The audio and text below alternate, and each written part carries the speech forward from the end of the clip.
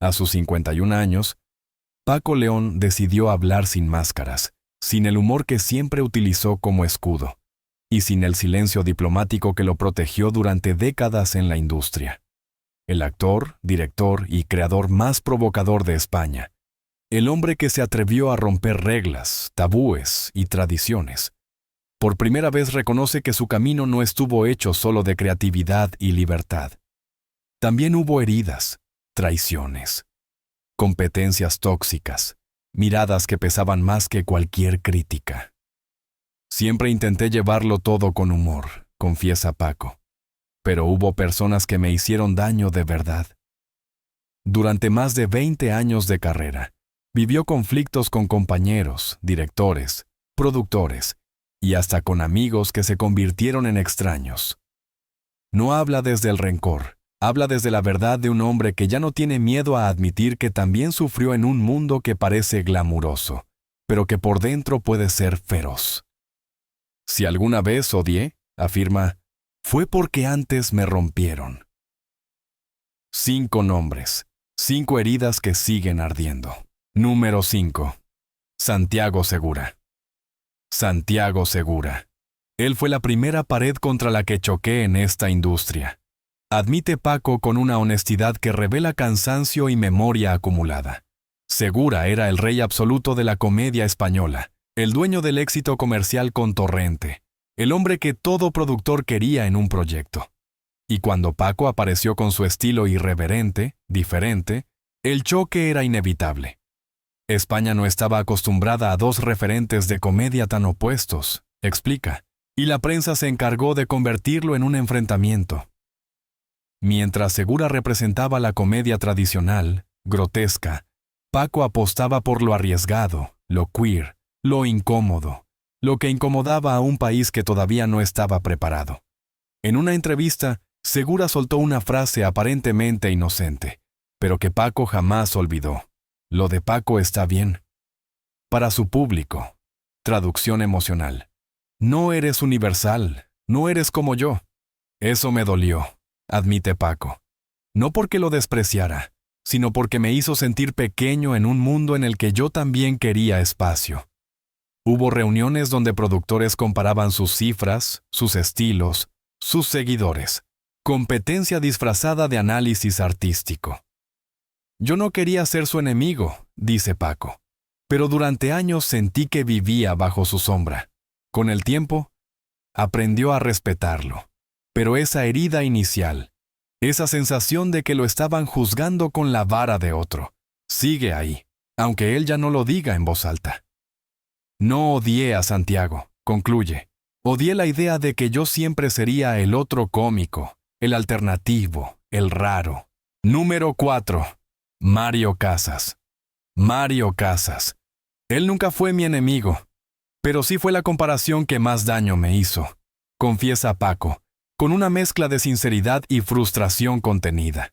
Casas era el rostro perfecto del cine comercial español. Joven, musculoso, fotogénico, el protagonista que llenaba salas sin importar el guión. Y Paco, que venía de la comedia arriesgada y de proyectos atrevidos, se encontró de pronto siendo medido con una vara que no tenía nada que ver con él. Los productores me decían, si tu película tuviera a Mario, vendería el doble. ¿Sabes lo que es escuchar eso una y otra vez? Esa frase lo perseguía. No era contra Mario, era contra el sistema que lo convertía en un estándar imposible. En una gala, un directivo soltó un chiste cruel. Tú eres el talento, Paco, pero Mario es la taquilla. Paco sonrió por fuera, pero por dentro se rompió un poco más. Ese día entendí que para muchos yo era un artista, sí, pero no una estrella. La prensa tampoco ayudó. Cada vez que Paco estrenaba algo, las críticas lo comparaban con el magnetismo mediático de Mario, como si talento y fama fueran la misma cosa. Cuando ambos coincidieron en un evento, Mario lo saludó con esa simpatía natural que tiene. Y Paco sintió algo extraño. Me di cuenta de que no odiaba a Mario. Odiaba a la industria que lo ponía por encima de mí solo porque vendía más entradas. Lo que duele no es el éxito del otro, sino la sensación de ser invisible a pesar del talento. Mario no hizo nada malo, concluye Paco. Odié todo lo que su nombre representaba para una industria que muchas veces premia el cuerpo antes que el cerebro. Número 3. Carmen Machi. Carmen Machi. Fue mi aliada más grande, y también una de mis heridas más profundas, confiesa Paco con una mezcla de nostalgia y dolor que solo existe cuando una amistad se fractura. Ambos crecieron juntos en Aída, una serie que los convirtió en iconos de la televisión española. Compartieron risas, cansancio, complicidades, miradas que decían más que cualquier guión. Con Carmen formamos una familia, recuerda Paco. Una familia rara, caótica, pero real. Pero cuando la serie explotó en éxito, la presión también explotó. Los tiempos de rodaje se volvían infernales y las responsabilidades de ambos crecían sin control. Carmen quería espacio, Paco quería creatividad. Ambos querían sobrevivir a un ritmo que devoraba a cualquiera. El conflicto llegó cuando Carmen decidió abandonar el proyecto, una decisión respetable, pero que Paco vivió como un abandono personal. Me dolió que no me lo dijera a mí primero, admite. Me enteré por terceros, por rumores, por pasillos. A partir de ahí, la relación ya no fue la misma. En entrevistas posteriores, Carmen soltó comentarios sutiles sobre las tensiones internas, sobre ambientes complicados, sobre energías que no fluían. Paco se sintió señalado sin ser nombrado. Sentí que me culpaba por cosas que no podía controlar, dice. Como si yo hubiera sido el problema. El cariño seguía ahí, pero envuelto en una niebla espesa de reproches silenciosos. No odié a Carmen, aclara Paco. Odié la forma en que una amistad tan bonita se fue apagando sin que ninguno de los dos lo quisiera. Y así, lo que empezó como una de las relaciones más fuertes de su vida profesional, terminó convirtiéndose en una herida que aún arde al recordarla. Número 2. Alex de la Iglesia. Alex de la Iglesia.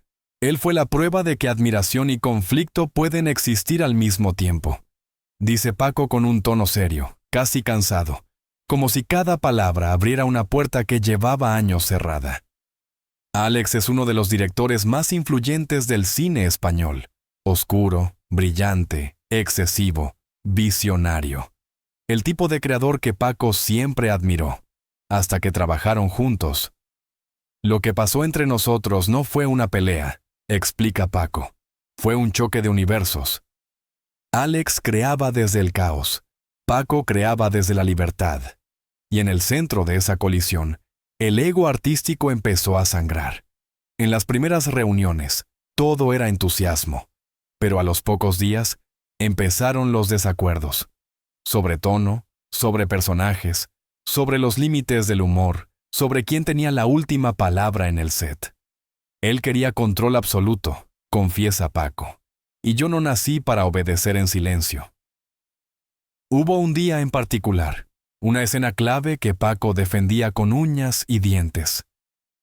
Alex la rechazó con una frase que lo persiguió durante semanas. Esto no es cine, Paco, esto es capricho. Esa frase fue un golpe directo al corazón creativo del actor. Sentí que no respetaba mi visión, que me veía como un intruso en un terreno que él consideraba suyo. Después de esa discusión, las tensiones crecieron como una tormenta sin freno. Productores mediando, miradas frías, silencios tensos en el rodaje. Cuando el proyecto terminó, los dos se alejaron sin decirlo en voz alta, sin pelea visible, sin escándalo, pero con una distancia final que hablaba más que cualquier grito. Yo no odié a Alex, aclara Paco. Lo odié en ese momento porque me hizo sentir pequeño, y yo no soy pequeño. Con el tiempo llegó la comprensión, pero nunca la reconciliación completa. Ambos siguieron brillando, cada uno desde su propio universo. Universos que nunca volvieron a chocar. Número 1. Eduardo Casanova. Eduardo Casanova. Él fue la herida que jamás pensé que tendría, confiesa Paco con un brillo triste en los ojos. El tipo de brillo que solo aparece cuando hablas de alguien a quien quisiste de verdad. Eduardo no era un rival, no era un director consagrado, no era una estrella que compitiera por premios o taquilla. Era mucho más que eso. Era un alumno, un protegido, una especie de hermano pequeño en el mundo artístico. Lo vi crecer, recuerda Paco. Lo apoyé cuando nadie creía en él. Lo defendí cuando lo llamaban raro, cuando se burlaban de sus ideas. Pero en el arte, el cariño no siempre sobrevive al ego. Cuando trabajaron juntos en proyectos más grandes, empezaron los roces. ¿Quién decidía? ¿Quién tenía razón? ¿Quién era la voz principal? Eduardo, impulsivo y brillante, quería demostrar que podía brillar por sí solo. Paco, experimentado y protector, quería guiarlo, pero terminó sintiendo que lo estaban desplazando.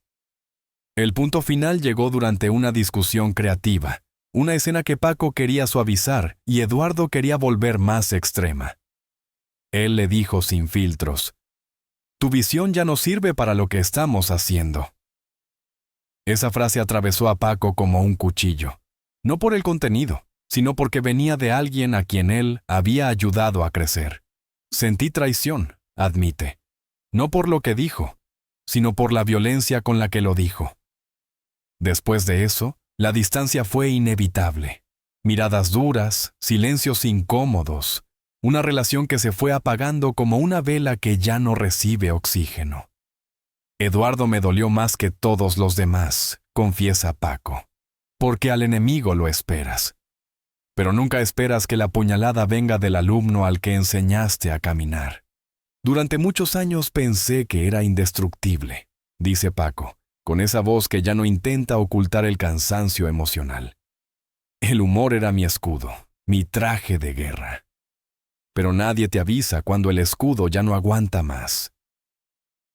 El verdadero colapso no vino de un proyecto fallido, ni de una mala crítica, ni de un ataque en redes.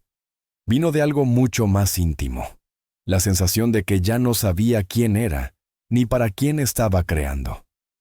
Me había convertido en un personaje, admite. El chico rebelde, el director polémico, el actor gracioso que siempre sonríe. Pero por dentro estaba agotado, cansado de demostrar, cansado de luchar contra etiquetas, cansado de ser el raro en una industria que exige originalidad, pero castiga a quien se sale de la norma. La gota que colmó el vaso llegó una noche tras una discusión brutal en un set. Paco volvió a casa, cerró la puerta con llave y se dejó caer al suelo. Lloré. Confiesa sin vergüenza. Lloré como no lloraba desde que era niño. No lloró por Segura, ni por Mario, ni por Carmen, ni por Alex, ni siquiera por Eduardo. Lloró por sí mismo, por el Paco que había perdido, por el Paco que se había quedado atrapado entre exigencias, expectativas y miedos. Me di cuenta de que estaba odiando cosas que no tenían que ver con esas personas, dice. Era yo, era mi dolor, mi frustración, mi necesidad de ser visto y respetado. Esa noche tomó la decisión que cambiaría su vida, tomarse distancia, bajar el ritmo, dejar de luchar por un hueco en un lugar que siempre lo miró con lupa, y por primera vez en muchos años, se permitió ser simplemente Paco, sin disfraces, sin personajes, sin complacer a nadie. Con el paso del tiempo, Paco entendió que las heridas que cargaba no tenían que ver realmente con Segura, ni con Mario, ni con Carmen, ni con Alex, ni con Eduardo. Eran piezas sueltas de una misma verdad. Había pasado demasiados años intentando encajar en una industria que nunca estuvo hecha para gente como él. Yo quería crear sin miedo, reflexiona, pero terminé viviendo con miedo a decepcionar, a no gustar, a no ser suficiente. Por eso, un día decidió parar el mundo. Respirar. Mirarse al espejo no como Paco León personaje, sino como Paco León persona. Dejó de compararse, dejó de explicar sus decisiones, dejó de justificar su manera de vivir el arte. Y entonces, algo cambió. Aprendió a agradecer lo que antes le dolía. Segura, le enseñó la importancia de encontrar su propio tono. Mario le enseñó que el éxito no siempre es popularidad.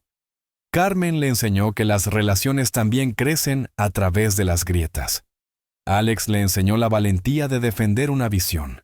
Eduardo le enseñó que incluso el dolor puede convertirse en fuerza. A mis 51 años, dice Paco, me di cuenta de que el odio solo era una forma de proteger mi fragilidad. Hoy, Paco vive más libre que nunca. Crea solo lo que ama, colabora solo con quien respeta, y ya no busca el aplauso universal. Porque al final, después de tantas batallas internas y externas, solo quedó una verdad definitiva. No vine aquí para gustar, vine aquí para ser yo.